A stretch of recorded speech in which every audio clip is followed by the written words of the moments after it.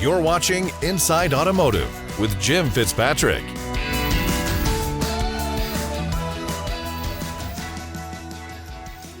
Hey everyone, Jim Fitzpatrick. Thanks so much for joining me this morning. You know, with all the current buzz around the great buy-sell market that we've heard so much about here in the last 4 years, many are eager to learn more about this. Is now the right time to sell? Is now the right time to buy more dealerships, to add to our portfolio, or maybe sell the whole portfolio? Joining us with what you need to know is co-managing partner of Bel Air Partners, Mr. Todd Berko. You've seen him here before with us on CBT News. So, Todd, thank you so much for taking the time out of your schedule to join us once again.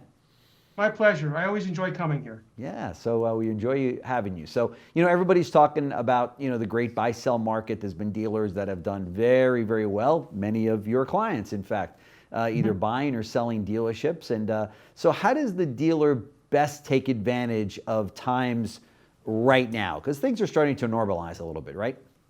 Well, they're starting to normalize, but there's always a good market for buy-sells. It's just a question of what the bid-ask spread is.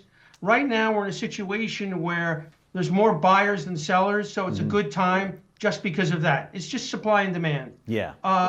The uncertainty in the market, you can price for that, number one. Number two is people sort of have a sense of what normal is going to be, and everybody has an opinion, and your job is to get the person with the highest opinion of the future to go forward. Yeah. It's always an optimist versus a pessimist. They make the best deals. Yeah, yeah, absolutely. You know, everyone's talking about the blue sky multiples. I've heard that so many times that it's just incredible. So is that the most important thing? It's an important thing, but it's one of the least controversial things. I mean, when you think about it, if you call up a dealer in a market and say, I have a dealership and I'm going for 6-7 times blue sky, he'll ask me what it is, where it's located, and he'll make that decision with the snap of his fingers. Everybody agrees pretty much what the blue sky multiples are, and when you're in a specific town or state, they get adjusted, and people understand that. So it's important, but it's not controversial. The more controversial is the value of the assets, how much you earn. Those are things that people can do due diligence on, and it's not just an opinion. Very good point. So, so beyond the blue sky, how do tangible assets and real estate affect the purchase? Well, first of all, you can agree on blue sky, and we can get to that. But to agree on blue sky, you have to talk about earnings, which we can talk about a little bit later. But you look at your balance sheet and you have FF&E. Just look at that for a second. Well, in almost every dealer statement I look at, and I've looked at thousands, it's undervalued. Why?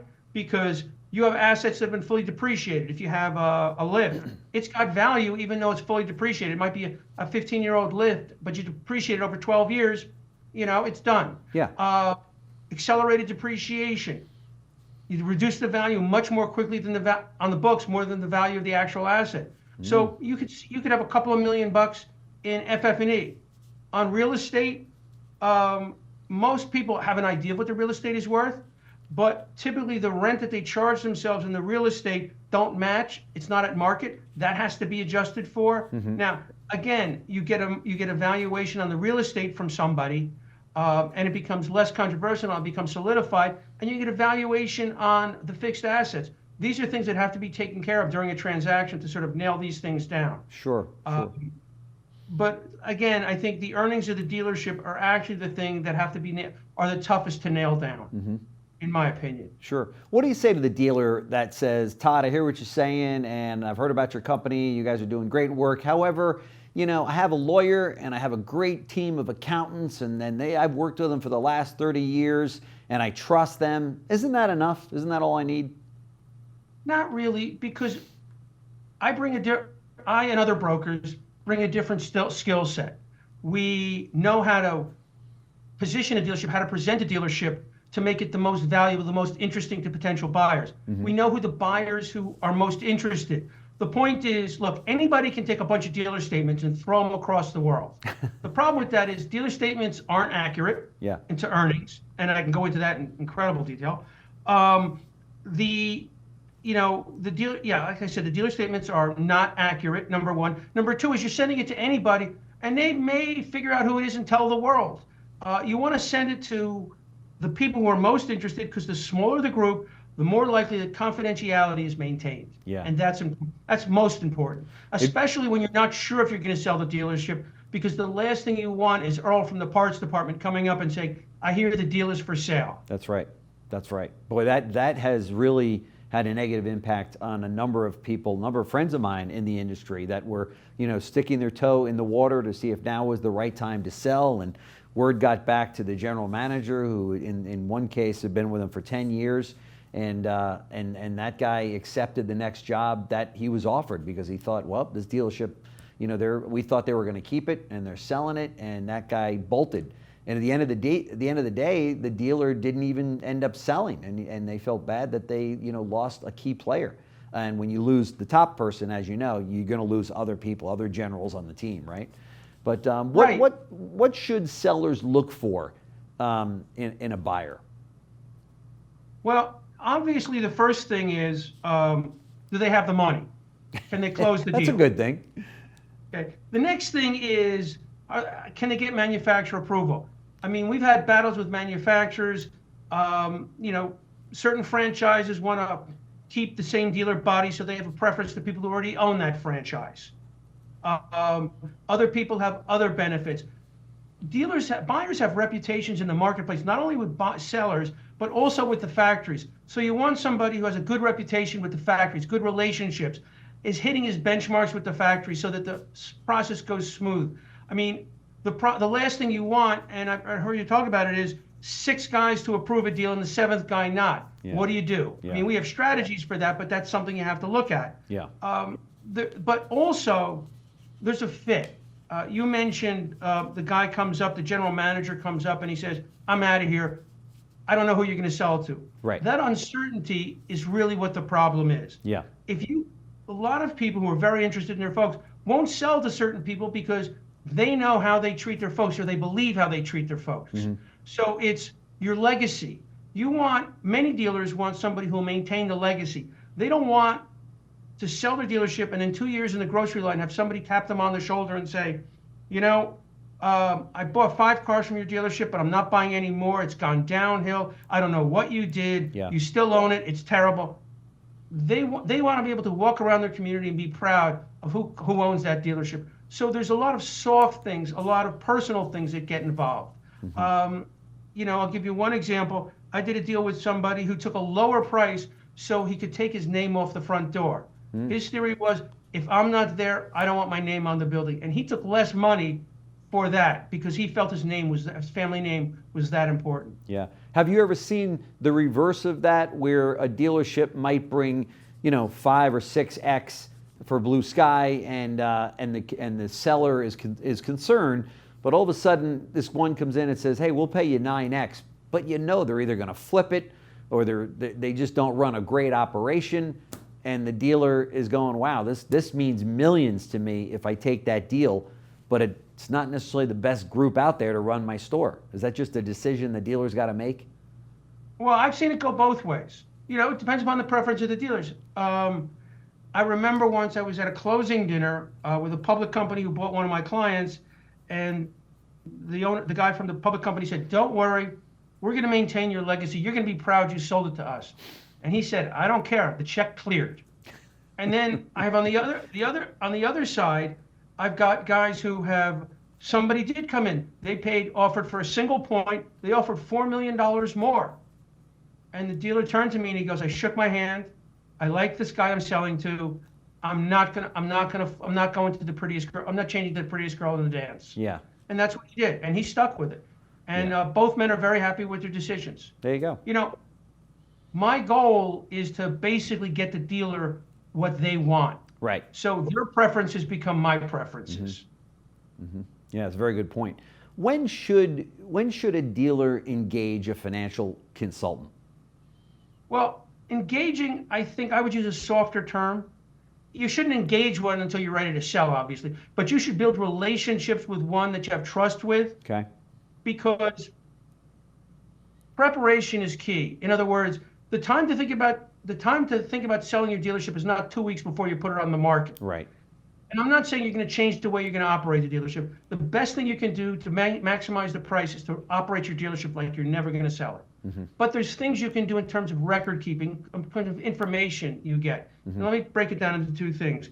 If all of a sudden you want to sell and you start asking your GM for information that you've never asked for before, or you've gone into your computer system and are accessing files you haven't looked at in 2 years, Right. somebody's going to notice that and say, something's going on. Yeah. And then somebody shows up with a Rolex watch who you think you know, but you don't know, you're going to rumor that that's for sale. Yeah. Okay? You don't want that. So you want to be getting the information so when you do decide to sell, you're not making any radical changes. Right. The other thing is you want to keep records on things that you don't keep records on now. So as you know, a lot of dealers run personal expenses through dealerships, and they don't keep track of it. He does my lawn, it does my boat, my country club. Yep. My wife has a credit card. When you come to sell, those are add backs, Yeah. and you have to remember, for every $100 you find, it could be $500 to $1,000 in value Yeah. that you're giving up. Yeah. So documenting that to make it as smooth a transaction as possible is important. The whole idea in this transaction, in any transaction, is to reduce the risk as much as possible for both sides. Yeah, it makes sense because, and like you said, you using the example of 100, but it could be way more than 100. It could be in the thousands that you're paying on to say, well, that, to your point, that might mean 5, 6, 7 times that, right? It could be millions. Yeah. I know. Yeah, could I be was millions. working with a dealer who every time I mentioned something, he did the calculation in his mind on what it meant to purchase price. Yeah. Yeah. So when I came up with an add back, he would say, "Yeah," and he ended up with a couple of mil. Yeah. So many people talk about the need for a valuation to price the dealership, and talk to us about that. Okay, evaluation is important, and there are many kinds of valuations, and a valuation to decide what we're talking about here is not a complicated situation. You have to go through the numbers, try to figure out where the add backs are, and what you're trying to do is you're trying to get a starting point. And what I mean by that is if you price something too high, and let me use a real estate analogy. If the person down the block puts his house is worth $1 million and he puts it on the market for $2 million, nobody's going to come and visit it because it's not worth the brain damage to do the work if you're not in the same ballpark on price. Right. On the other hand, if you set the price too low, you're climbing up a hill you didn't need to. So you want to set a reasonable price. Obviously, you're going to stretch it a little bit because you want what you want. And there's another piece, which is that, and gets back to your question on why you need a broker, which is that you can say, this is what I would pay for the dealership, but a broker's job is to get the person who really wants it, who has a strategic need for it and is willing to pay a premium, maybe slightly above what the numbers say it should be worth, but you get that money. So, for example, if it's somebody who is it can get economies of scale in the back office, or has a lower borrowing rate, or has a GM that he thinks is great and wants to move into that store, or has a son who he wants to move into that store, they may be able to pay a little bit more than the calculations may say, but that's the person you want to go with, and that's the person it's the broker's job to find. Okay. Yeah. And therein lies the value and the need for a good broker, right? Right. And the other thing is market information is not always accurate. You always have the golf course number. We talked about the multiple of blue sky. Right. Well, the seller says, I got 8 times blue sky for my dealership. And then the seller goes, I paid him 5 times blue sky because he was so incompetent, I'm going to raise the earnings. So it's what the blue sky multiple is. And then, of course, guys or women, because I don't want to be, may basically say I got more than I got because they want to think people to think that they're a better negotiator. Yeah. There's a lot of reasons, but you got to remember this is there's imperfect market information out there. That's right. And it's the broker's job to make sure that you get the accurate information. Sure. Beyond setting the market rent, how does real estate affect the blue sky? Well, the next big thing is capital improvements. When you do a buy-sell, obviously, there's always a contingency on manufacturer approval. And you're always afraid you're going to go to the manufacturer and he's going to find a couple of $1 million that you got to upgrade your facility. And then the buyer goes back to the seller and says, it's $3 million more. I'm going to take it out of blue sky. And the argument there is, and my job there is to say, no, you don't want to take it out of this guy because that $3 million is going to give you a return. And then you have to demonstrate how the return is, what the return is. I'm adding some bays. So that means we can get some text, or this is going to be a larger use. You can add more frontage, whatever. The argument is it's not dead cost. And so that's where I come in. But you're right. They do take it out of blue, or they increase the rent. One of the two. So it comes out of your pocket either way if you can't prove that it's going to increase the value of the dealership. Okay. Now, so for the $64,000 question, or because we're talking about dealers, the $64 million question, how do you select an advisor? That's a personal relationship. It's somebody who you trust, who you've spoken to over a course of time, and whose philosophy meets your philosophy. One of the things at Bel Air, we have three major folks. We have Mike Sheldon, who you know, Willie Beck, who you know, and me. And, different dealers different personalities prefer different ones of us. We all provide expertise. We all help each other. But it's the person you want to interface with. And it's also the person who's given you good advice in the past. So, I have clients in a deal we're working on now where I've known the gentleman for 5 or 6 years, and he would call me up. I would do valuations for their estate. I would do things like that, little jobs for them along the way. And they decided to sell, and they called me up and they said, we're ready. And that's the kind of relationship that I like because it's built on trust. Yeah. And the important part is when things go rough in the negotiations for a deal, if you have somebody you trust and you know he's giving you the proper information or she's giving you the proper information, you have more trust in going forward. Uncertainty is what kills deal. So you want to nail down things and be as confident going into the process as possible. Yeah, no question. And that trust factor, to your point, that relationship and that trust factor is so vitally important when you're talking about an issue like this, right? It's paramount. Well, most people are selling their major asset, the thing they built their whole life. Yeah. So are you going to trust somebody you met 5 minutes ago with that? And we can go into dual agency. Are you going to trust somebody who represents both sides to represent your side? No. You want an advocate. You want somebody you trust. It's just like you were saying before. I have a lawyer and accountant I trust. Well, sometimes your accountant calls you up and says, you have to pay more taxes than you wanted, right? If you trust the man, you're disappointed and you take care of it. But if you don't trust the person, you're saying, maybe I need somebody new. Maybe he's not giving me the right reports. Yeah. So trust is important in all levels of this business. No question about it. What is the number one franchise out there that everybody's, getting excited about? What's the one that, every dealer wants to add to their collection or end up getting one? Everybody wants a metro area Porsche dealership. I get calls on them all the time. And the people who own them, they're making a lot of money. Yeah. And it's a great franchise. Yeah. You get, people like luxury franchises. Sure. And, how many dealers are Porsche files anyway? So it's also something you really want to own because you can get the cool Porsches up front. That's exactly right. That's right. And the client base is pretty cool to deal with, right? It's always usually, rock stars and sports stars and corporate giants, and right. Well, I've had a client who actually, had a lot of sports stars and that, and they never get to meet the sports stars because their agents are the ones who come in, number one. And since, and I don't know how good the F&I is on a sports car, This is a good point. What they do get is a luxury franchise, and obviously people know this, is that the customers are more willing to pay on maintenance. They're more likely to do maintenance with the dealership. That's so true. If you come into them and you say, well, you got to have this done, they say do it. They don't try to negotiate. They don't know how to negotiate with the service advisor. That's exactly right. I was going to say 30 years ago in my career managing stores, I happened to be at a Porsche dealership, and or one of the franchises in this group was a Porsche dealership, and people would just leave their credit card on file and go, when I bring the car in, whatever the vehicle needs, just do that to the vehicle. They didn't ask a price. They didn't ask anything else.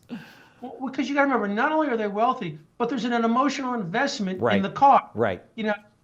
Vehicles for the average person, it's how you present yourself to the world, right? That's right. So It's how you present yourself in the world, which is why you get your car washed, which is why you keep it clean, or most people keep it clean. Yeah. Which is why you do things. It's part of your image. Yeah. So if I were to pull into a dealer's lot in a 20-year-old car with a dent in it that needed to be washed, I wouldn't get through the front door. He'd basically say, "You're not my kind of guy. Excuse me, next." That's right. Your name better be Sam Walton, and if that's not the case, then you're in trouble. Well, it's funny you say that. I had a dealer client of mine who would show up in hiking boots. Yeah. But within the first 5 minutes of the conversation, he would explain to the potential seller, that he also owns a private jet. So if you own a private jet, that sort of negates all the other stuff. Yes, it does. Yeah. That's the top of the food chain there for sure. Top of the food chain is a huge yacht. It's a super yacht. A super yacht. Top of the food chain. Yes. Yes. Yeah, that's exactly right. If you have a meeting on a 250 footer, then you got the jingle, right? Yeah, I was in a meeting once with a client, and a financial guy was talking to him and was bragging about him. And the guy turns to him and he looks at him and goes, "Which one of us has the private jet? Before you start telling me how to run my business, just tell me who's flying to Germany for the weekend." It's a good point. Good way to start. Todd Berko, co-managing partner at Bel Air Partners. Thank you so much for joining us on the show. It's always great catching up with you. I know that a lot of our dealer viewers are probably taking notes right now. So thanks so much for joining us. No, my pleasure. Thank you very much. Thanks. Thanks for watching Inside Automotive with Jim Fitzpatrick.